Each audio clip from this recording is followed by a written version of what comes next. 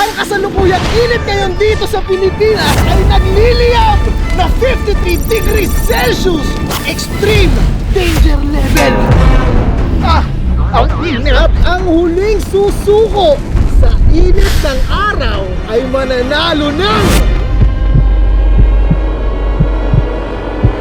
50,000 pesos! Ako nga pala si Balong, I represent Malabon.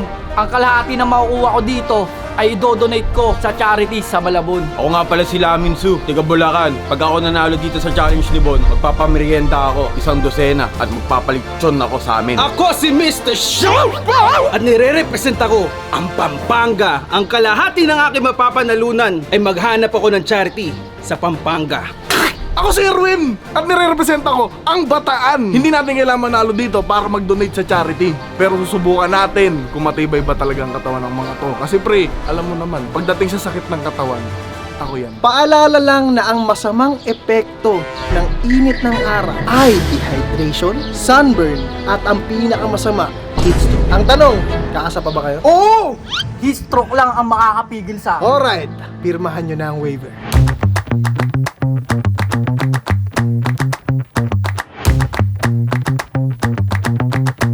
Nandiyan lang ako.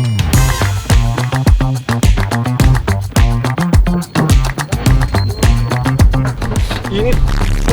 Okay, 0.5 muna bago masunog! Ang kasalukuyang oras natin ay 1:00 ng tanghali. Simulan na natin. The timer starts. Kaya na bahala dyan, pre, ha? Pre, hindi mamamatay sa init, mamamatay malalaglag sa bubong. Uy! Nga pala, bakit si Lamin lang yung nakahubad? Oo nga, magubad kayo. Ang usapan, lahat nakahubad. Tanggalin nyo yan, pre. Yun ba yun? Sunbathing nga eh. Baka lalong uminit. Sige, pre, tanggalin nyo na yan. Tara, bounce na tayo dito. Bahala na sila dyan. Tol, good luck sa inyo. Uy, Lamin, mag-ingat ka dyan na nasa tuktok ka ng bahay. Oo. Pero dala mo. Silong muna tayo, pre. Hindi ko kaya init, pre. Sakit sa ulo. Mamaya mangangaray na yan. Nandito tayo ngayon sa tuktok ng BG House. Kutis check muna tayo. Makikita nyo si Irwin, maitim na talaga. So wala nang iitim siguro to. Si Pau, nako, magiging negro to. At lalo na si Lamin. Nasa pinakatuktok, pre, oh. Ibig sabihin siya pinakamalapit sa araw. Ayaw tantanan, diri sa diskuhan. Long, di pa. Kung ako sa'yo, sumuko ka na. Yung mapapanalunan ko dito, parang sahod sa'yo. Isipin mo yung wala ka sahod. Panalo din ako sa tundog yun. 5 minuto na ang nakakalipas. Kamusta pakiramdam niya? Alam ko 30 seconds pa lang. Ako pa nga magbububoy. Magubo! Magubo! Siya! Abay ka nga. Ay, Pupunta kayo, nagubo! Pre! Pre! Pula yung panty ni Lamin! Nagsasanday tayo. Pucha, ano yan, pre?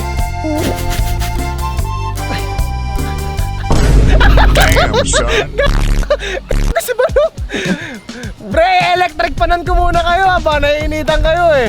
Sayang naman yung in-stay mo sa aircon para pumuti ka. Tapos sa challenge si Bon, papauto ka. Huwag ganon! Mahirap yun, pre. Pinanganak ka pa lang, sunog ka na. Sunog ka pa lalo ngayon. nanonood ka kay Bon? Oo naman. Sinong palaging panalo sa mga challenge niya? Ikaw! May epas na mahina.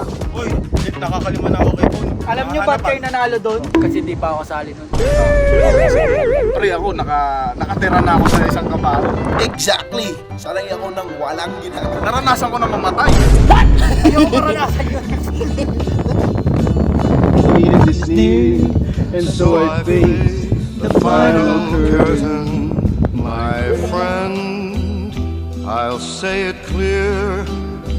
I'll straight like Basta pre. Manila ka? I did it my Nahilo na daw si Lamin, oh. Lamin. Sobrang hina! Gago, nakakaramdam na ata si Lamin, pre. Pre, game na? Unang pagsubok? Yan, game.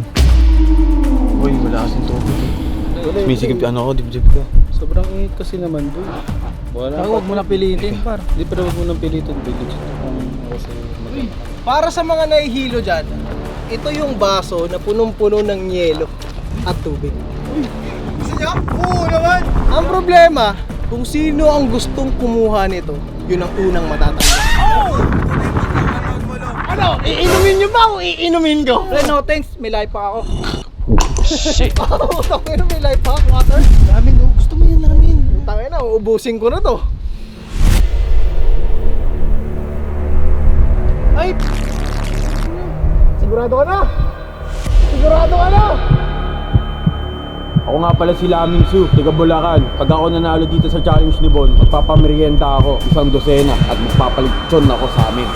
Ay, God! Kami na ininom, mga kaibigan! Lamin! Dahil ininom mo ang tubig, officially, tanggal ka na. Evicted ka na sa bahay ni Jay. Yung iniisip ko lang ng mga si Boy, ba't ako nagpatanggal? Para naman sa sarili ko, Boy. Hindi naman kaya talaga yung init eh. Eh syempre isipin ko muna yung sarili ko kaysa nagpa-challenge ako tapos laban ako na laban kaysa mahilo ako. Matay ako mamaya. Meron na tayong una natanggal at 3 na lang natitira, si Balong, si Pau, at si Irwin. Sino ang pinaka magtatagal dito sa bubong? Malalaman natin. Sa sobrang init, ayun yung araw, 53 degrees Celsius. Alam mo yung sabi? Subscribe para mag 6 million na tayo.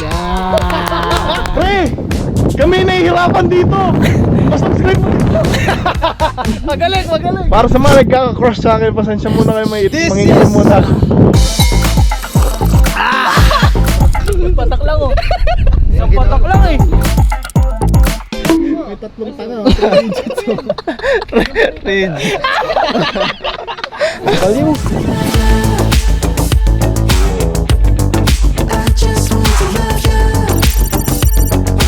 Ang oras natin ngayon ay 2:43 PM. Halos magdadalawang oras na sila doon nasa bubong. At dahil ayaw ko silang magka-sunburn mamaya, ayaw ko silang magkasakit, ayaw ko silang magka-rashes kasi yun yung mga posibleng maramdaman nila mamaya, pre. Ang plano, pag may meriendahin muna natin sila. Bibigyan natin sila ng napakasarap na turon at napakasarap na palamig. Walang kapalit to, pre, ha? Walang kapalit para sa inyo yan. Para sa Malabon sa inyo to. I'ma be the baddest that you I'ma be the baddest that you Habang nagmimerienda sila, I'ma be ang hindi nila alam, paalala lang na ang init natin ngayon ay nagliliyab na 53 degrees Celsius. At dahil ayaw pa rin nilang umalis dito sa bubong na to, para sa iyo. Salamat. Uy!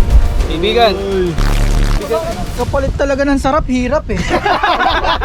Kaya kayo may watermelon sa mga kamay nyo. Dahil yan ang pinakahuling pagsubok. Dahil sa tapat ng initan, kailangan nyo lang yan iangat ng parang ganito.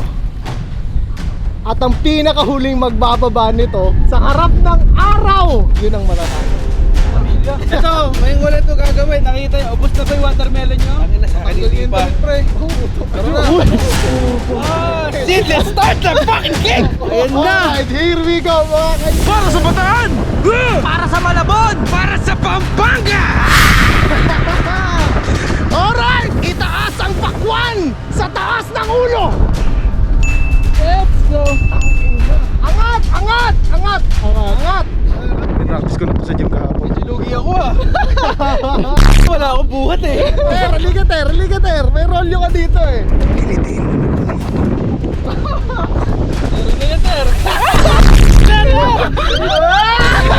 Ayun na, may nangin. Masarapan ako dyan ha. Oh, nakapatong na, pre, ha? Ulo! Tayo! Sa ulo ako diretso! Ang hina mo naman eh, ganito! Yummy! Boss, parang iba na to. Sa mga oras na to, unti-unti nang sumusuko ang braso ni Balong. Ito pa talaga ay para sa Malabon. Pero paalala lang, itong watermelon, 15 pounds po ito. Long, kaya pa? Oh, fuck. Ayan, nanginginig na to, pre. Tricks! Long. Shit. Mga kaibigan, susuko na si Balong! Balong, nawawala na ng balanse!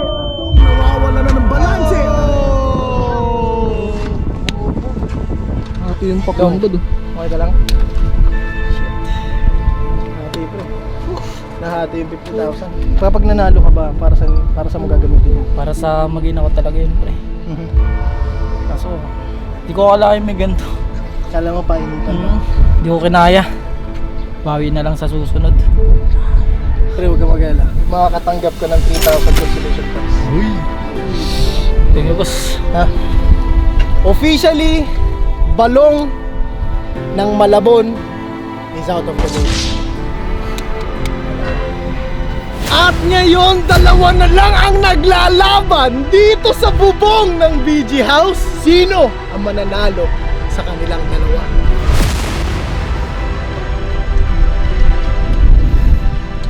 Binigyan kita ng chance mo eh. Kung may isa pang chance.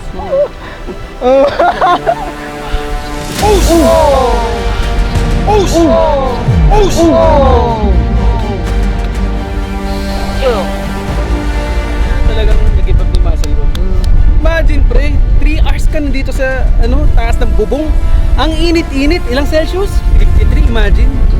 Kaya para sa akin, kinayanan ko. Talagang pagdating na dito, mahirap pero yung init, kaya. Syempre, BG, let's go! Palakpakan natin ang back-to-back champ, Erwin Javier!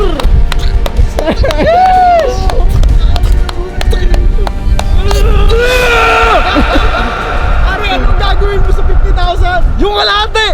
Charity! Para sa mga aso. So, mga charity dyan sa Bataan na nag-aalaga ng mga stray dogs, mga dogs na ni-rescue. Message nyo ako. 25,000 sa inyo, 25,000 para sa mga tropa. Grabe ang ipinakita ni Erwin na dedikasyon at tibay ng loob sa ilalim ng araw. Kaya ngayon, Win, tanggapin mo ang 50,000 pesos! Road to 6 million subscribers na tayo, kaya huwag niyong kalimutan mag-subscribe at magkita-kita tayo sa susunod na pagsubok dito sa BG House.